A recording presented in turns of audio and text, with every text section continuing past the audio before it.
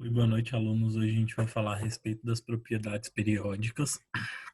Só que antes da gente iniciar, a gente vai retomar falando um pouquinho da relação entre tabela e distribuição eletrônica. Então, acho que vocês devem ter evidenciado que a tabela periódica ela é um desenho similar do que acontece com a distribuição eletrônica. O que isso quer dizer que eu estou querendo afirmar para vocês? Que quando a gente tem as distribuições eletrônicas, em função dos orbitais que os átomos vão possuindo, a gente tem a família A ou a família B. Geralmente a família A, ela vai terminar geralmente em subníveis S ou subníveis P. Então esses elétrons de camada de valência, esses elétrons estão mais distantes, geralmente eles vão estar nos orbitais ou no S ou no P. Então vamos dar uma olhada aqui. Quando eu falo aqui da família 1A, ela tem quantos elétrons na camada de valência? Um elétron. Então significa que o quê? Que quando eu vim fazer distribuição eletrônica, ela sempre vai terminar com aquele número maior lá que representa as camadas, o orbital S e a quantidade de elétrons. Então, quando tem só um, então vai ser NS1. Então vamos pegar o exemplo aqui no caso sódio. Sódio tem 11 elétrons. Então, para fazer a distribuição do sódio, 1s2, 2s2, 2p6, 3s1. Então, 11 elétrons distribuídos. Aqui, ó, é a última camada. Então, se é a última camada, então é a camada de valência. Quantos elétrons possui? Apenas um. Então, isso vai ser repetido para todos os outros elementos. Para todos os elementos que estão na família 1A, todos eles vão ter a mesma representação.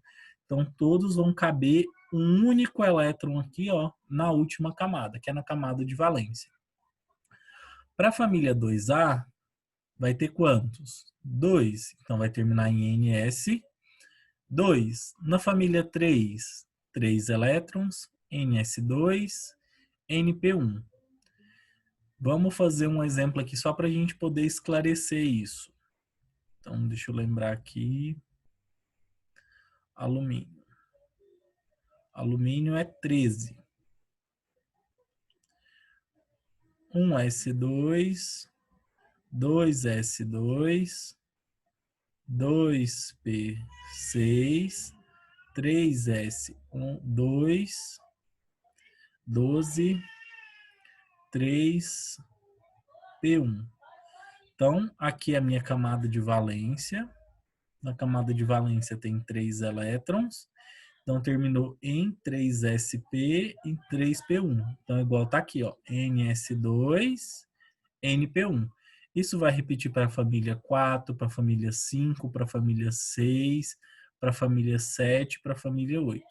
Se forem da família A, como que eu identifico se é da família A ou se é da família B? Para ser da família A, tem que terminar em S ou em P ou em SP. Beleza?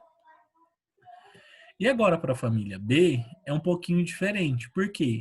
A gente chama esses elementos de elementos de transição. Por que a gente dá esse nome para eles? Porque geralmente eles têm orbitais D ou orbitais F. Só que a gente não vai trabalhar com os elementos de transição externa que tem os elétrons no subnível F. A gente só vai trabalhar com os elementos de transição interna. Então, os elementos de transição interna, eles só têm o subnível D. E aí a gente vai ter a mesma exemplificação que teve para a família A. Olha como que termina a família 3B, NS2, ND1.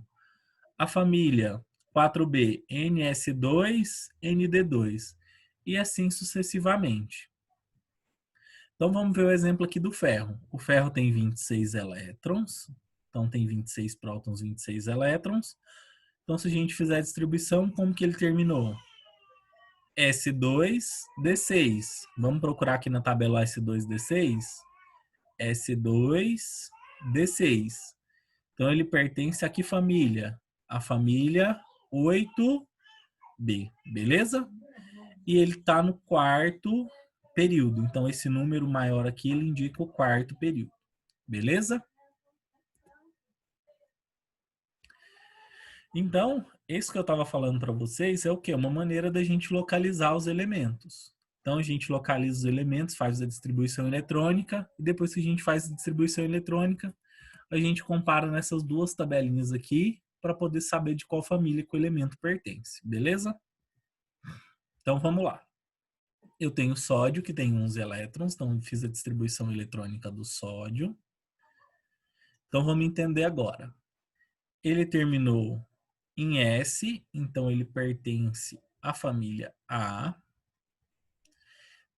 Como ele tem somente um elétron, então ele pertence à família 1A. E o número que está aqui na frente, ele vai indicar o período, esse número maior aqui. Então ele está onde? Ele está no terceiro período. E agora, se fosse da família B, a gente faz a distribuição normal. O que a gente precisa ver? Lembradas de como que terminou. Ó, terminou em S2D3. Vamos lá na tabelinha? S2D3, ele é da família 5B. Então, a família 5B. E esse número aqui, ó, ele vai ser o período. Então, ó, terminou em SD, então ele pertence à família B. Então, qual família que ele é? Ele é da família 5B. E qual que é o período? Ele está no quarto período. Beleza? Bem facinho, né? Então, agora vamos começar a falar das propriedades periódicas, que é o mais importante da aula de hoje. Quando a gente pensa no átomo, se a gente lembra algumas aulas atrás que a gente teve, a gente lembra que o átomo ele é composto por algumas partículas fundamentais. Ele tem cargas positivas, cargas neutras e cargas negativas. Essas cargas neutras e positivas, elas representam o que a gente dá o nome de núcleo atômico.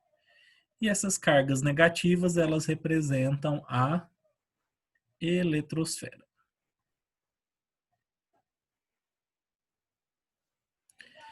E aonde que eu quero chegar a respeito disso? Vamos lá. Então, se a gente tem o átomo e ele tem cargas positivas, neutras e negativas, e a gente lembrar um pouquinho de física clássica, quando a gente tem cargas de sinais contrários, elas têm a capacidade de se atrair. E quando elas têm carga de sinal contrário, elas têm a tendência de se repelir. Então, quando a gente estuda o átomo, a gente precisa entender uma coisa que acontece com essas cargas positivas e negativas.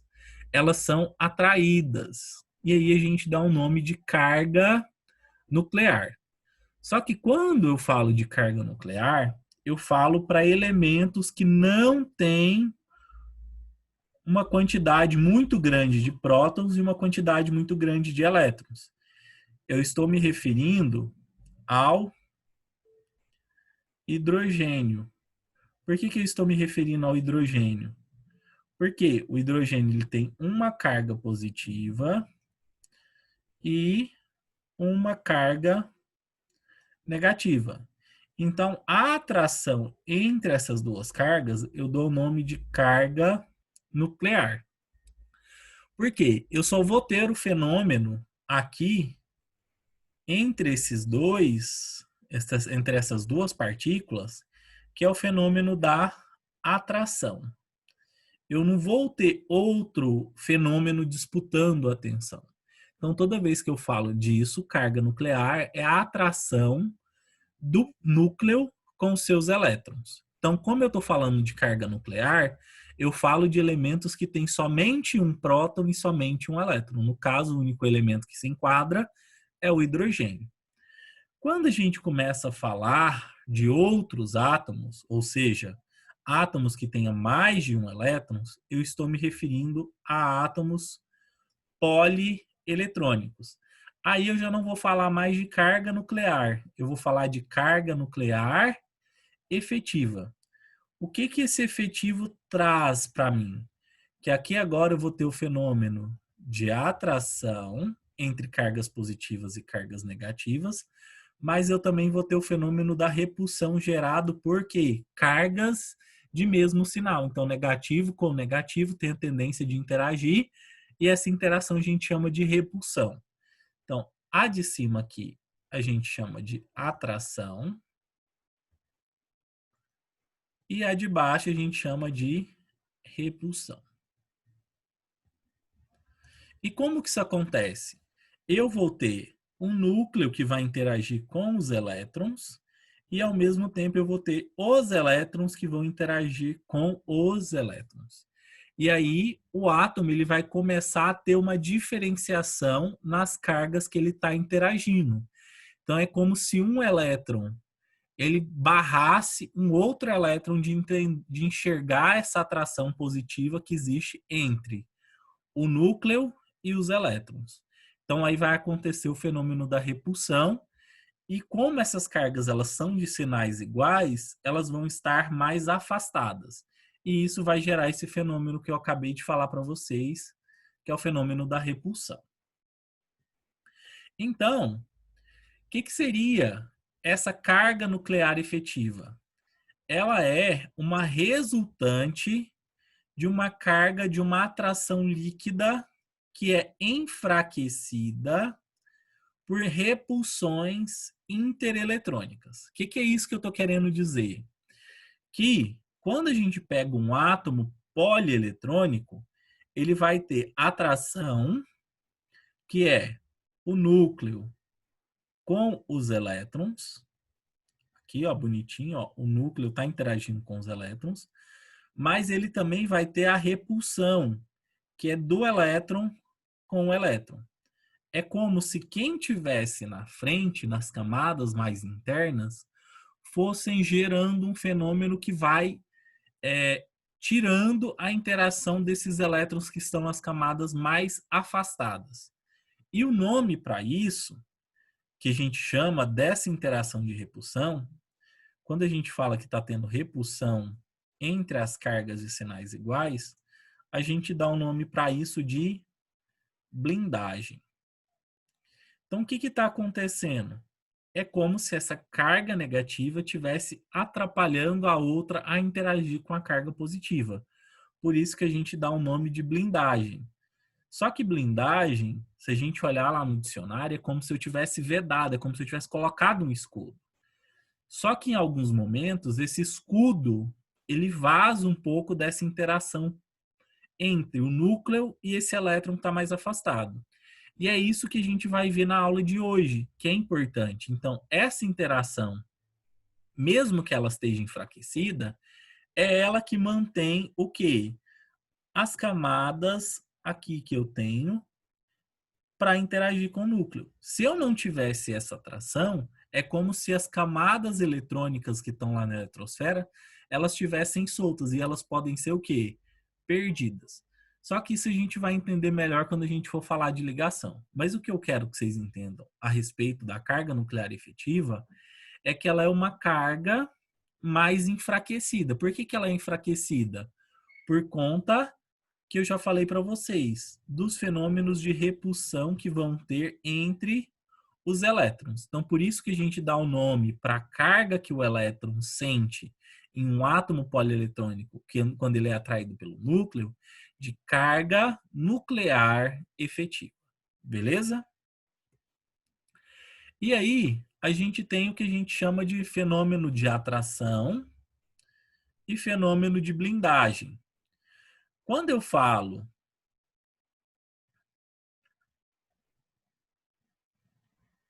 do fenômeno da atração, vocês têm que lembrar sempre que vai ser o quê? O núcleo que vai interagir com os elétrons.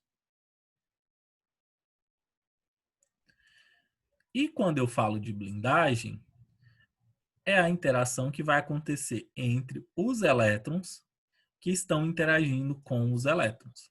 Então, isso aqui é chamado de repulsão. E isso aqui é chamado de atração. Beleza? Então, por isso que a gente dá o nome de carga nuclear efetiva. Por quê? Quando tem esses dois fenômenos disputando o que o núcleo tem, que é a interação, apenas uma parte da carga nuclear realmente vai atuar sobre quem?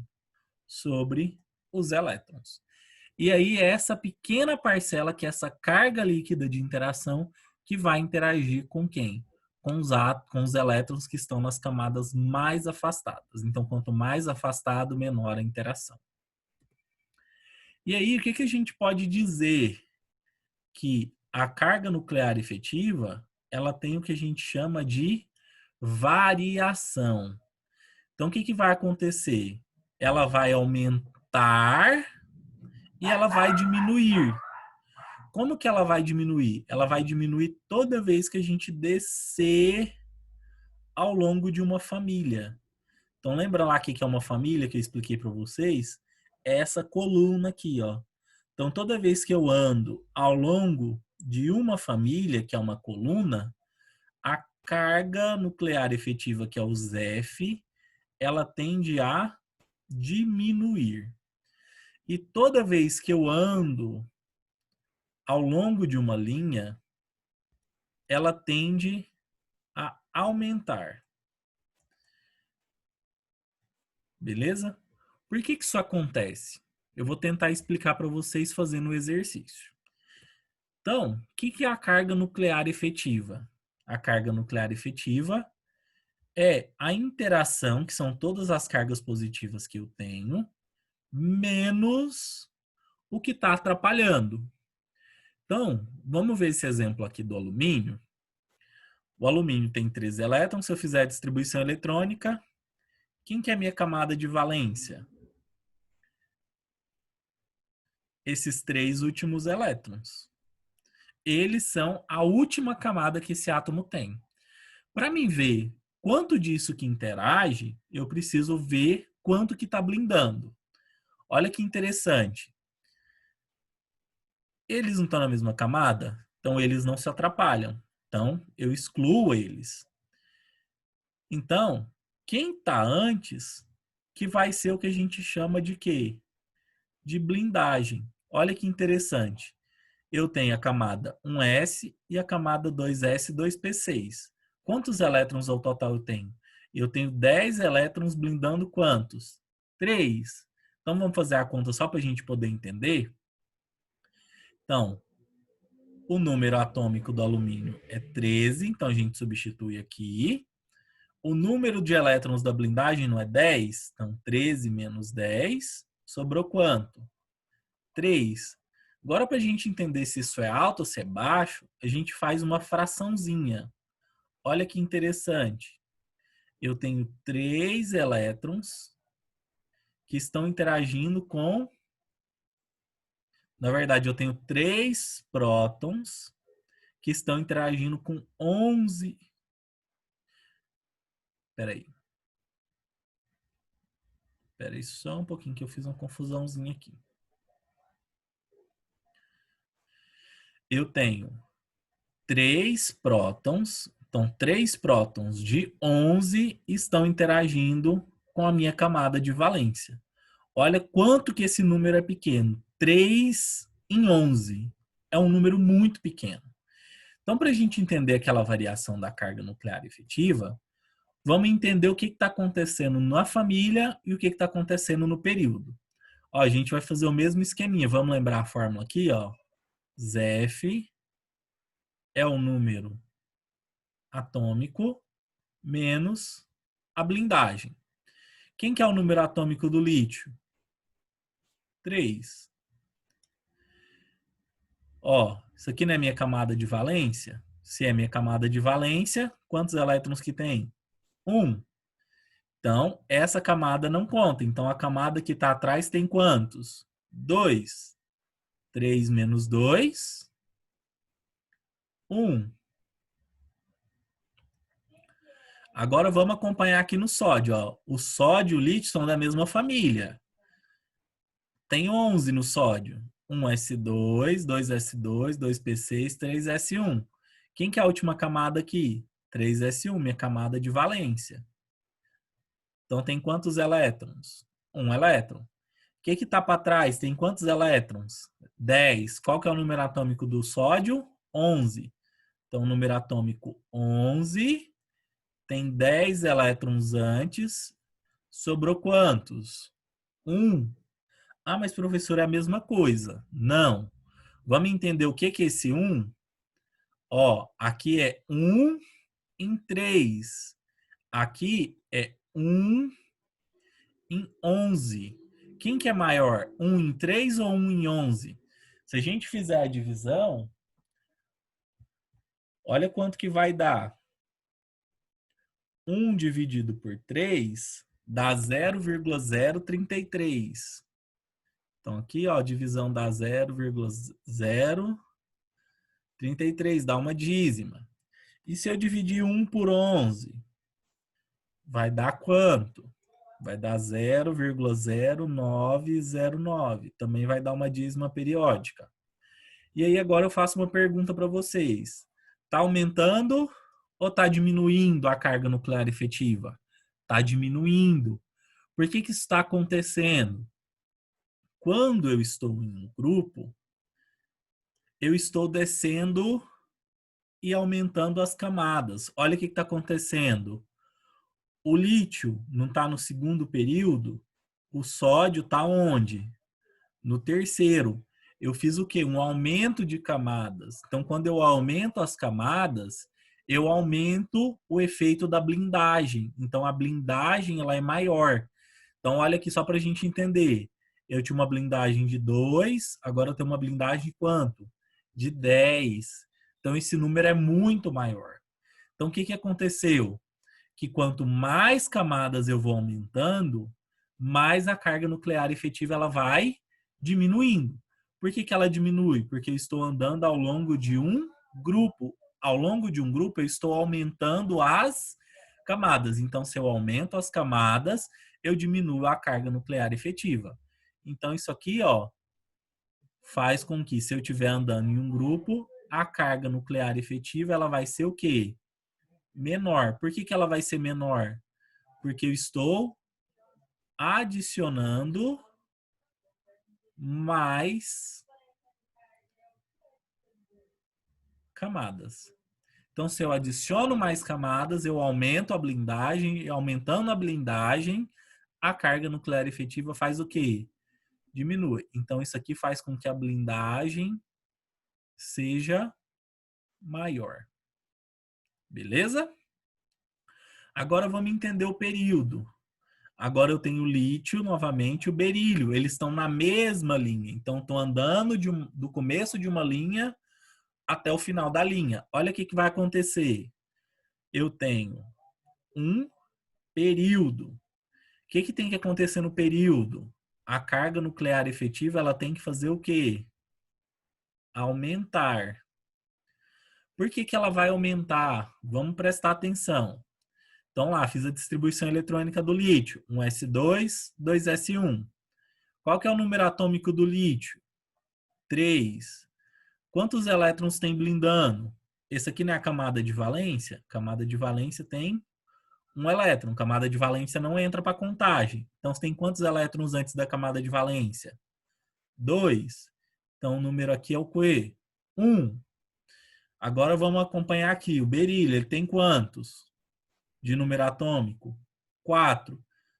Aqui não é a camada de valência? Ó, camada de valência, 2 elétrons. Quem está antes aqui? A blindagem. Então, tem quantos elétrons lá? 2. Então, 4 menos 2, 2. Então, olha o que aconteceu. Se eu não adiciono mais camadas, a carga nuclear efetiva ela faz o quê? Ela aumenta. Por que ela aumenta? No período, eu estou preenchendo a camada eletrônica, ou seja, eu estou preenchendo a mesma camada. Então, que está acontecendo? Está tendo um preenchimento da camada externa. Então, se acontece esse preenchimento, eu vou ter que a blindagem ela é constante. Então, se ela é constante, ela vai fazer com que a carga nuclear efetiva aumente, beleza? Espero que tenha dado para entender. Qualquer coisa não entendeu, só me perguntar. E aí, a gente chega numa coisa mais importante do que a carga nuclear efetiva, o tamanho do átomo.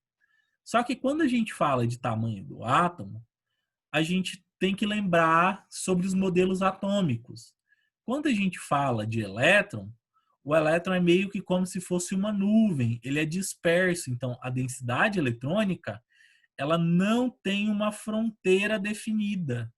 Então, se ela não tem uma fronteira definida, então logo não é possível medir o raio exato de um átomo. O que eu tenho que fazer?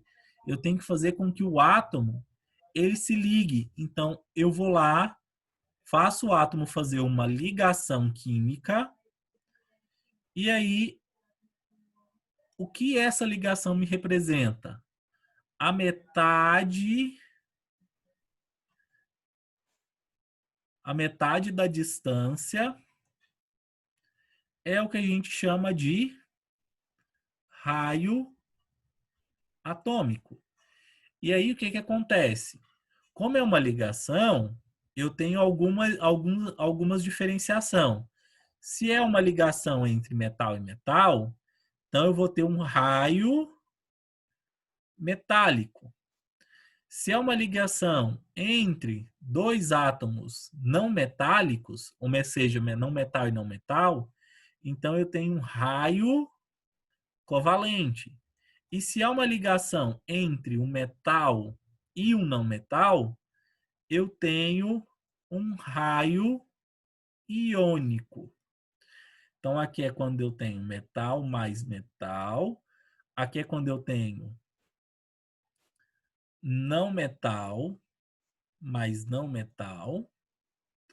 E aqui é quando eu tenho metal mais não metal. E aí, o que é o tamanho atômico? Ele é o inverso da carga nuclear efetiva. Ou seja, se a carga nuclear efetiva ela diminui ao longo de um grupo, lembra lá, ó, se a carga nuclear efetiva diminui ao longo de um grupo, o que vai acontecer? O átomo ele vai ter um tamanho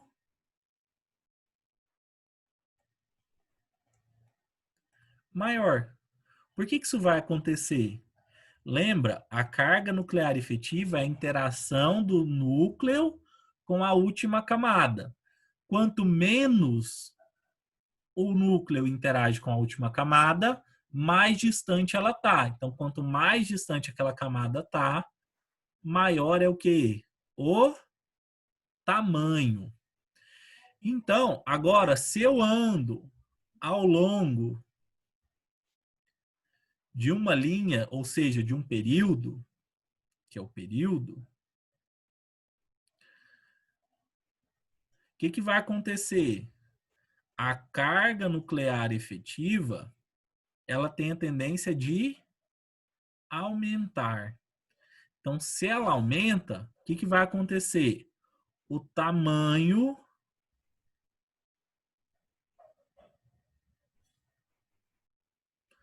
vai diminuir. Por que o tamanho vai diminuir? Porque o núcleo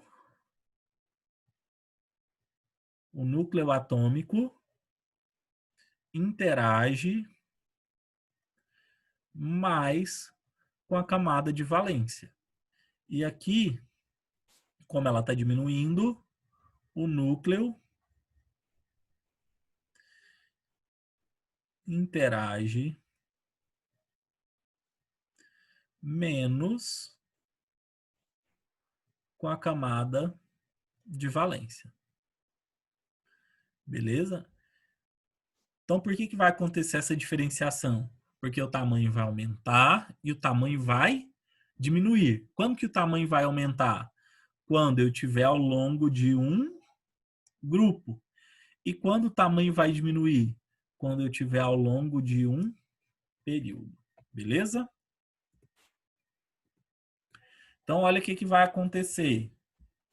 Então, se a carga nuclear efetiva ela aumenta ao longo do período, ó, lembra que aqui eu estou andando na linha, eu estou andando no período. Se eu ando no período, o tamanho diminui.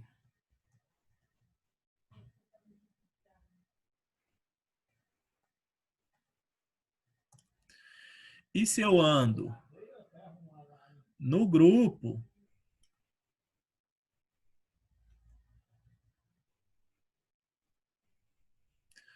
o tamanho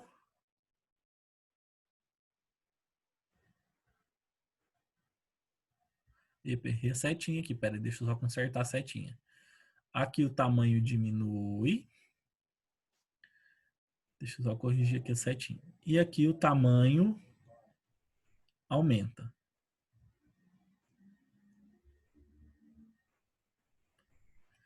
Beleza? Ó, vamos só conferir. Ó, tô saindo do hidrogênio para o lítio, para o sódio, para o potássio, para o rubídio. O que está acontecendo aqui no grupo? Está aumentando, ó, 0,31, 1,28, 1,66, 2,03, 2,20. O que aconteceu? Aumentou. Por que aumentou? Porque aumentou a quantidade de camadas para blindar. E quanto mais blinda, menos a carga nuclear efetiva interage com a última camada, então mais distante ela fica e maior é o tamanho do átomo.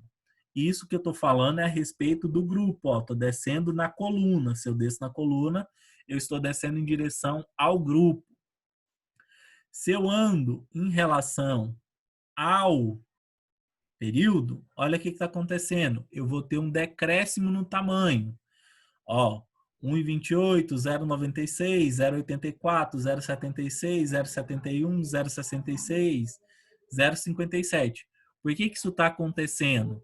Porque se eu estou andando ao longo de um período, a carga nuclear efetiva está aumentando e o tamanho está diminuindo, beleza? Então, isso aqui é só um outro gráfico para a gente poder ver o que vai acontecer, ó. Ó, ao longo do período da família 1A. Quem são os maiores elementos? Família 1A. Comecei com lítio, depois veio o sódio, depois veio o potássio, depois veio o rubídio e depois veio o césio. Ó, o último elemento não é o neônio. O último aqui é o argônio, o último é o criptônio e o último é o xenônio. Ó, o que vai acontecer ao longo do grupo? Ó, lítio, sódio, potássio, rubídio e césio, o número atômico, o tamanho atômico está fazendo o quê? Sempre aumentando. Ó, aqui está próximo de 1,5, aqui já está mais ou menos aqui na metade, aqui, ó, aqui onde chega no sódio. No potássio está mais que 2, o rubídio está quase em 2,5 e o césio está acima de 2,5. Então, olha o que aconteceu no grupo. Ao longo do grupo, o tamanho atômico aumentou. Do lítio até o neônio não é um período. Olha o que aconteceu aqui no período. Não tem uma curva aqui descendo, ó, o tamanho atômico foi diminuindo até chegar no extremo. O que é o extremo? Olha lá, ó. Eu estou aqui no lítio, cheguei lá no neônio. Quando eu chego no neônio, ó, esse aqui é um extremo e esse é um extremo. Toda vez que eu vou passar do neônio para o sódio, eu não estou aumentando um período, não estou aumentando uma camada. Então, vai fazer o quê? O reflexo vai aumentar o tamanho atômico do sódio, vai aumentar o tamanho atômico do potássio, vai aumentar o tamanho do rubídio, o tamanho do césio. E o que vai acontecer com os demais? Eu não estou andando no mesmo período, então se a carga nuclear efetiva está aumentando, o tamanho está diminuindo. Se o tamanho está diminuindo, eles vão refletir esse perfil aqui, ó. Então, isso aqui é no período, vou até escrever aqui para vocês, ó. Essa curva aqui é no período e esse aqui é o que a gente chama de grupo. Então, nos grupos a tendência é sempre aumentar e no período é sempre diminuir. Lembrando que o quê? Quando eu chego no extremo, ó, cheguei no mínimo. Eu vou chegar no máximo que vai fazer com que o raio aumente em função do quê? Em função da camada eletrônica que eu estou adicionando. Olha a variação. O neônio, próximo aqui de 50. Olha o sódio, quase em 2. Então, uma camada que eu aumentei, olha a repercussão que isso teve de um elemento para o outro, beleza? Isso é porque o quê? O neônio é um extremo, onde eu finalizo, e o sódio é um extremo, onde eu começo. Por isso que tem essa variação tão gigantesca, beleza?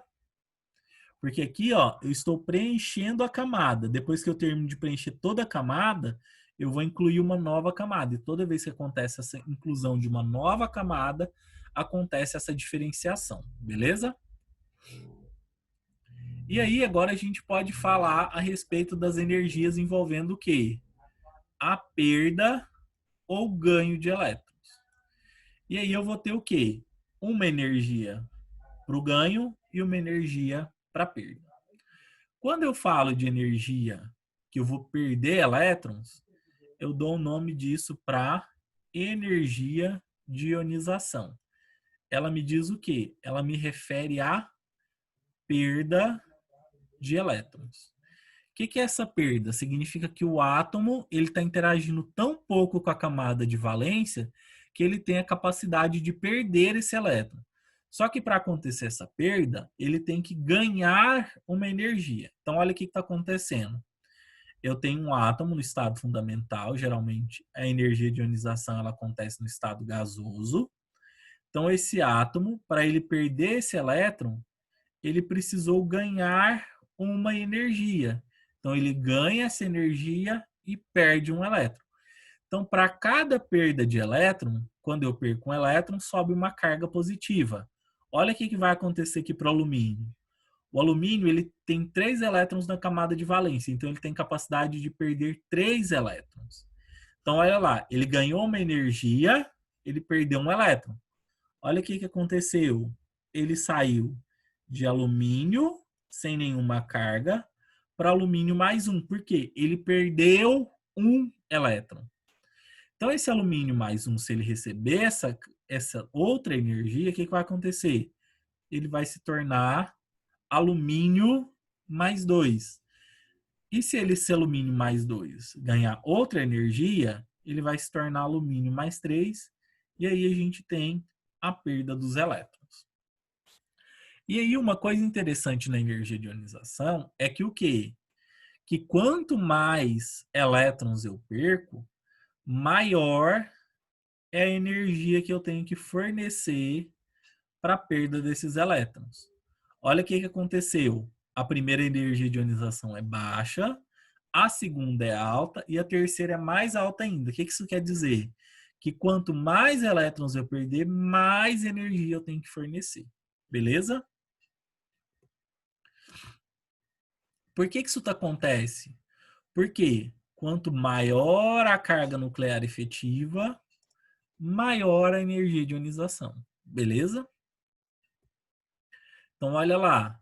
Os átomos que são bem pequenininhos, que estão aqui, ó, no período, lembra lá, ó, período, se está indo para o período, a carga nuclear efetiva, ela está aumentando. Então, se a carga nuclear efetiva está aumentando, o tamanho está diminuindo. E se o tamanho está diminuindo, eu vou precisar de mais energia para remover esses elétrons. Então, por isso que ao longo do período a energia cresce esporadicamente. E quando eu falo de um grupo, ó, tô falando do grupo, ó, tá descendo a coluna. A carga nuclear efetiva tá fazendo o quê? Ela tá diminuindo, em consequência, o tamanho tá aumentando. Em função disso, a energia para remover esse elétron ela vai ser o quê? Menor. Porque a interação do elétron com a energia é baixa.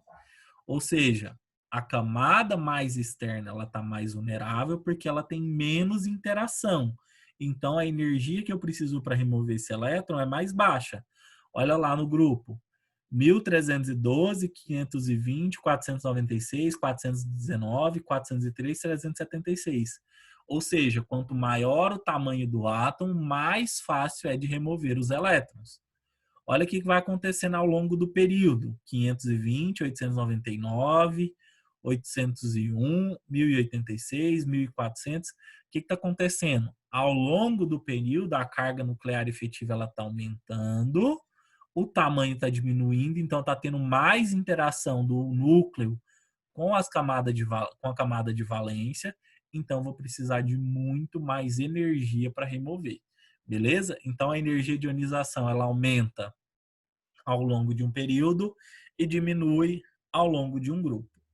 E só um detalhe, esse gráfico ele só remete à primeira energia de ionização. Quando eu tenho que tirar mais elétrons, olha o que acontece. Lembra lá, a energia segunda é maior e a terceira é maior ainda. Então, quanto mais elétrons eu tiro, mais energia eu tenho que fornecer. Se eu preciso tirar energia da energia para tirar elétrons, a afinidade eletrônica ela vai ser o quê? Ela vai ser o reflexo contrário. O que eu quero dizer com isso?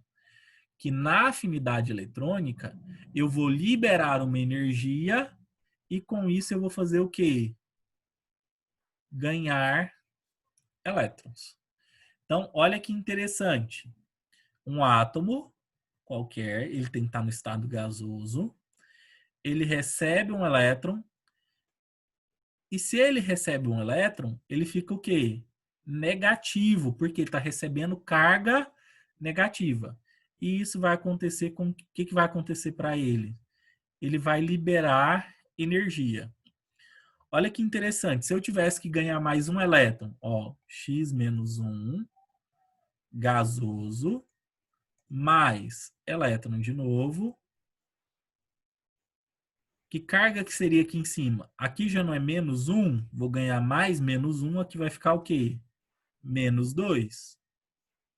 E aí eu vou liberar outra energia. E assim, quanto mais elétrons eu ganhar, mais energia eu vou liberar. Beleza? E aí, a gente tem alguns fatores que a afinidade eletrônica nos remetem. O que é isso? Ela depende da configuração eletrônica, do número da carga nuclear efetiva e do tamanho atômico. Para a gente poder entender, eu vou explicar para vocês em função da carga nuclear efetiva e do tamanho atômico. Beleza? Então vamos lá. Olha que interessante, a família 1A recebe elétrons, a família 2A não tem essa tendência. Quanto mais negativo for esse número, maior a tendência de receber o elétron. O que eu estou querendo dizer para vocês? Olha que interessante. Quanto aqui em relação a 1A e a 2A, está relacionado à configuração eletrônica. Olha aqui que interessante. NS1, família 1A. NS2, família 2A. Tem como eu receber elétron? Tem. Só que para isso eu precisaria de mais outra camada. Então, não é favorável energeticamente receber mais elétrons para a família 2A. Então, por isso que ela tem baixa afinidade eletrônica. E a família 1A tem uma razoável especiação aqui de receber os elétrons. Porém, não é tão grande, mas eles conseguem receber um elétron se for o caso. Então, olha o que está acontecendo. A gente vai aumentar a energia de afinidade eletrônica ao longo de um período e vai diminuí-la à medida que a gente estiver andando aqui, ó, ao longo de um período, ao longo de um grupo, desculpa. Ela vai crescer ao longo do período e diminuir ao longo do grupo. Por que isso vai acontecer? Lembra que aqui que eu estou no grupo, o que tem no grupo? Baixa carga nuclear efetiva. Se tem baixa carga nuclear efetiva, eu não vou ter tanta interação se entrar um novo elétron. E ao longo de um grupo, eu vou ter um aumento na carga nuclear efetiva. Desculpa, aumento. Isso vai facilitar a acomodação de um novo elétron. Só que a gente tem alguma diferenciação aqui entre os elementos do terceiro e do quarto período. O que isso quer dizer? Que quando eu vou descendo em um grupo, eu não estou aumentando aqui o tamanho, então é mais fácil acomodar esse elétron em um átomo maior do que um átomo menor. Então, por isso que esses valores aqui, ó, se a gente andar de um grupo para o outro, principalmente na família 3 até na família 7, a gente vai ver essa sequência. Por quê? De 27 para 43, de 122 para 134, de 0 para 72, de 141 para 200, de 328 para 349. A carga nuclear efetiva ela é muito importante, mas o tamanho do átomo também é muito importante. Por quê? Quanto mais cargas negativas o átomo for receber, ele vai aumentar o teor de repulsão. Então, o átomo que é maior, ele consegue lidar melhor com esse tipo de situação. Beleza? E aí a gente pode falar agora a respeito do tamanho dos íons. O que são íons? Eu tinha átomo e agora eu tenho íons. Íons, eles podem ser positivos ou eles podem ser negativos. Quando eu tenho um íon positivo, significa que eu teve uma perda de elétrons. E quando eu tenho um íon negativo, significa que houve um ganho de elétrons. E aí a gente dá o nome, para quem fica muito negativo, de ânion. E uma coisa que a gente tem que lembrar que o quê? Que todo ânion, geralmente, ele é maior do que o átomo de origem. Por quê? Quanto mais elétrons ele acomoda, maior é a tendência da repulsão e mais relaxado o tamanho do átomo fica. Então, olha que interessante. Olha o flúor. Ele tem 9 prótons e 9 elétrons. Vamos contar? 9 prótons. Se tem 9 prótons, tem que ter a mesma quantidade de elétrons. Então, tem 9 elétrons. Se ele ganhar um elétron, ele vai formar o que a gente chama de fluoreto. E aí ele vai ter 9 prótons, só que agora ele vai preencher aquele espacinho vazio que estava faltando. Então agora ele vai ter quantos? 10 elétrons. Então ele vai ter uma carga negativa. Por isso que aqui eu tenho F, e se eu ganhar uma carga negativa, ó, não foi um elétron que eu ganhei? F menos 1. Se fosse 2 elétrons, F menos 2.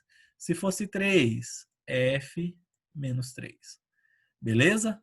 Então aqui, ó, o importante é a gente ver a quantidade de carga negativa que a gente recebeu. Beleza? No caso aqui, como foi só uma, fica F menos.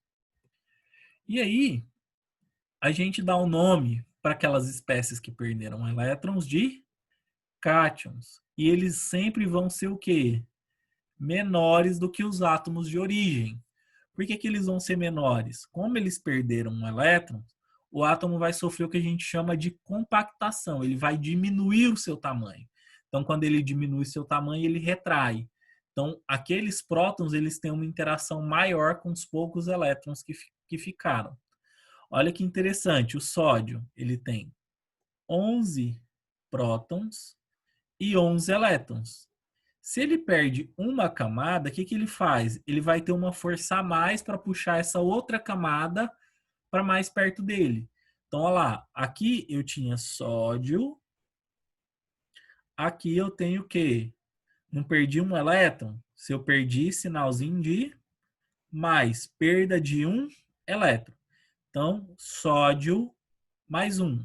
E se eu perdesse 2 elétrons? Sódio mais 2. E se eu perdesse 3 elétrons? Sódio mais 3. Então, quanto maior a quantidade de elétrons que eu perco, maior aquela intensidade de carga. Beleza? E aí a gente vai falar agora a respeito da eletronegatividade. O que é eletronegatividade? Ela é uma relação que o átomo tem de fazer o quê? Atrair os elétrons para si. Ela não é, como se fala, uma propriedade periódica, porque ela depende tanto da afinidade eletrônica quanto da energia de ionização.